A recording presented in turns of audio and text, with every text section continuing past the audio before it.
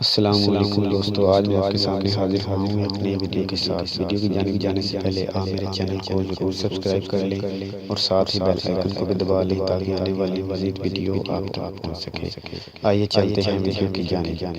فرعون اور اس کے لشکر کا انجام۔ حضرت موسیٰ علیہ السلام اور حضرت ہارون علیہ السلام کو اللہ تعالیٰ کی طرف سے حکم ہوا کہ وہ راتوں رات بنی اسرائیل کو لے کر مصر کی سرزمین چھوڑ دیں، اپنے ساتھ بھیڑ بکریاں، گائیں، بیل اور دیگر سامان ساتھ لے جائیں۔ بنی اسرائیل وہاں سے جانے کو تیار ہو گئے۔ ادھر فرعون کو بھی ان کے جانے کی خبر ہو گئی۔ درباریوں نے فرعون سے کہا، اب بنی اسرائیل والے کام کون کرے گا؟ تو نے انہیں آزادی دے کر اچھا نہیں کیا۔ فرعون نے اپنے لشکر سمیت بنی اسرائیل کا پیچھا کرنے کا فیصلہ کر لیا اور ان کا تعاقب کیا۔ بنی اسرائیل بحر قلزم کے ایک حصے کے پاس پڑاؤ کیے ہوئے تھے۔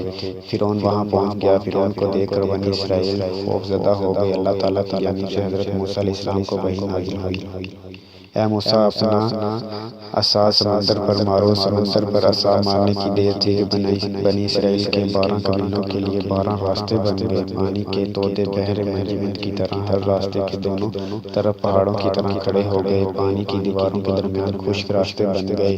حضرت موسیٰ علیہ السلام کے ساتھ بنی اسرائیل نے بحر قلزم کو عبور کر لیا۔ فرعون نے لشکر سے اپنی بڑائی بیان کرتے ہوئے کہا، یہ راستے میں نے سمندر میں اس لیے بنائے ہیں کہ ہم بنی اسرائیل کو آسانی سے پکڑ لیں۔ جاؤ، بنی اسرائیل بچ کر نہ جانے پائے۔ فرعون کے سارے لشکر ان راستوں پر اتر گئے اور خدا کے حکم سے سمندر پھر سے اپنی اصلی حالت میں آ گیا۔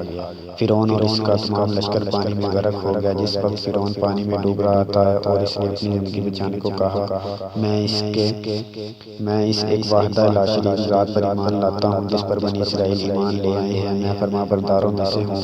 اللہ تعالیٰ نے فرعون کی توبہ کو قبول نہ کیا اور اس کے جواب میں فرمایا، آج کے دن ہم تیرے جسم کو ان کے لیے جو تیرے پیچھے آنے والے ہیں عبرت کا نشان بنا دیں گے۔ سمندر میں فرعون کی لاش ایک طویل عرصے تک ڈوبی رہی۔ کسی آبی جانور نے فرعون کی ناک کا کچھ حصہ کھا لیا۔ ہزاروں سال بعد فرعون کی لاش سمندر سے ملنے پر بھی محفوظ تھی۔